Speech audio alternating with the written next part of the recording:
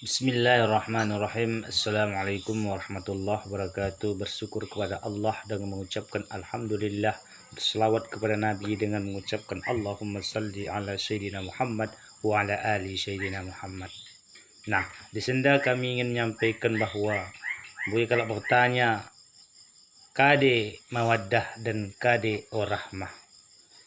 Dan Buya kalau orang menyadari dan Buya kalau orang memahami. Di sini kami ingin menjelaskan cituk sepengetahuan kami tentang mawaddah warahmah di dalam hubungan rumah tangga. Mawaddah dan warahmah dalam menafsirkan mawaddah warahmah, Ibnu Abbas berkata, mawaddah adalah cinta seseorang laki-laki terhadap istrinya, dan rahmah adalah rasa kasih seorang lelaki kepada istrinya.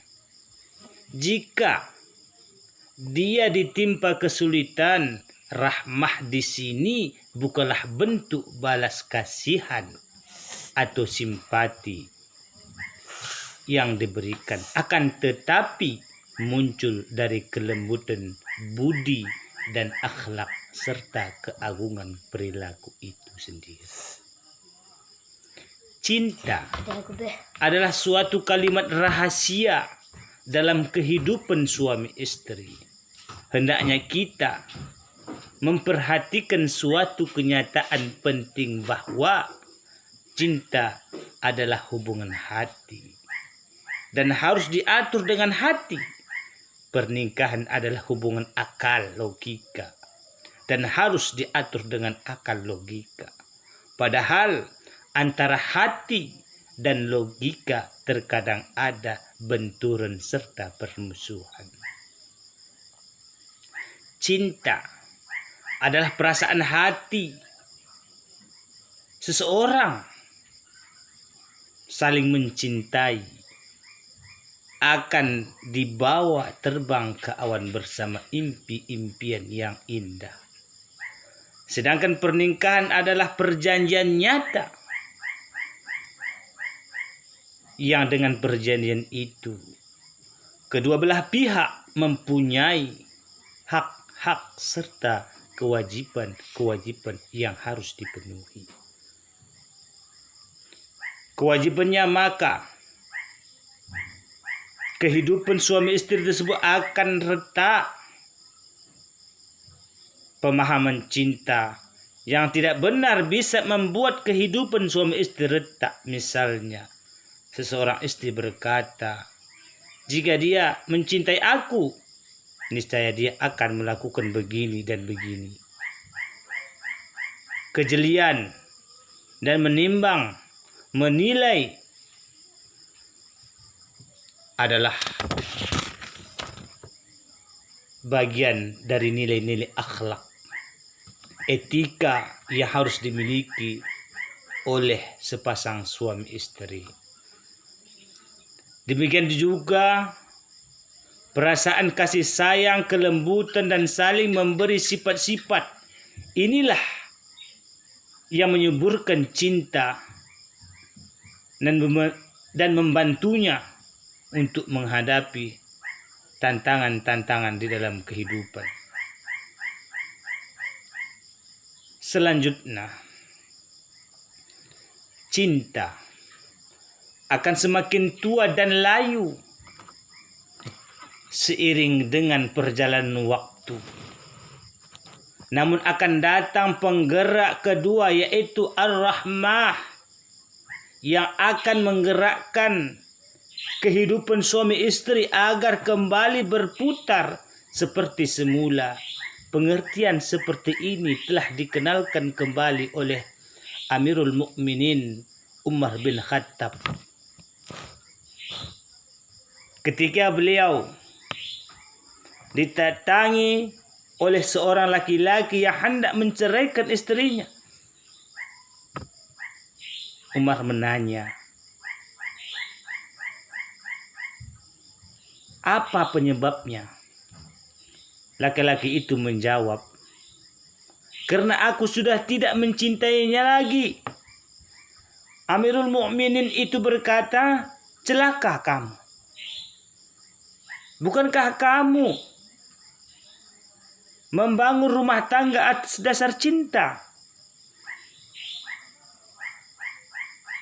Di mana perasaan saling memelihara, saling melindungi, dan saling mendukung. Pernikahan bukanlah suatu yang ideal, sebagaimana digambarkan oleh firman-firman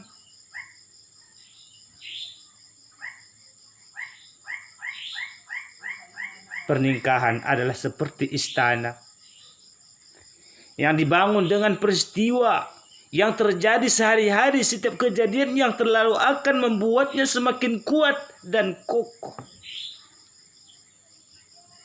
Sudah waktunya kita melihat kehidupan rumah tangga kita dengan pandangan yang konkret,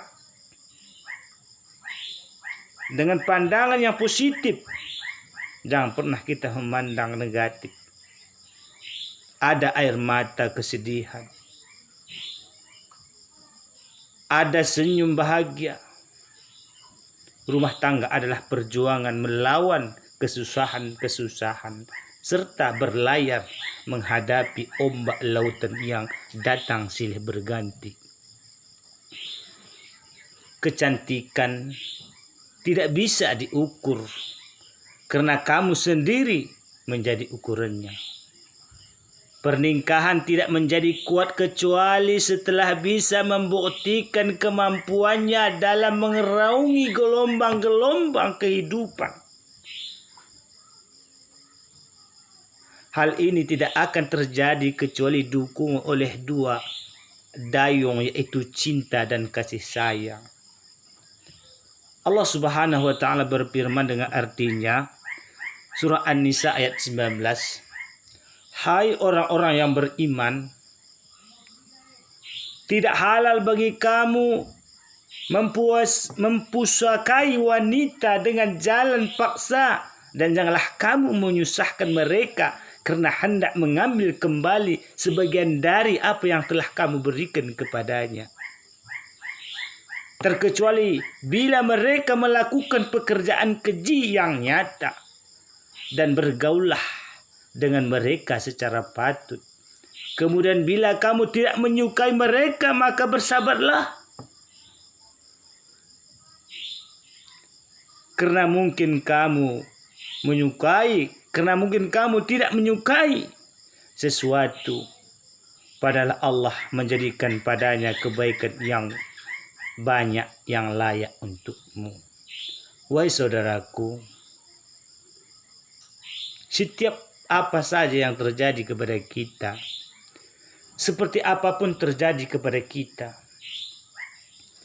kita harus bersabar dan menyukurinya. Kenapa? Inna Allaha ma'as sabirin. Sesungguhnya Allah beserta orang yang sabar.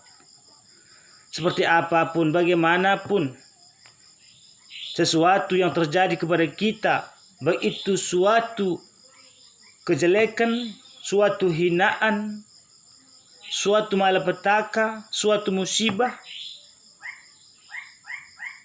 yang diberikan Allah, bersabarlah. Kenapa? Karena di dalam sesuatu yang Allah berikan itu kepada kita, itulah yang jalan terbaik untuk kita. Itu harus kita ingat itu. Itu harus kita pejamkan itu.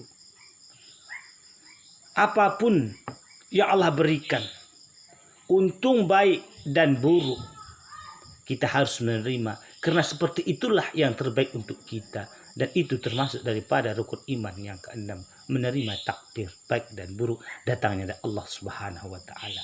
Maka tekala kita menerima yang baik, alhamdulillah wa syukurillah, kita jaga amanah itu dengan baik. Tapi bila kita menerima sesuatu musibah kepada kita, maka kita berkata, inna lillahi wa inna ilaihi raji'un.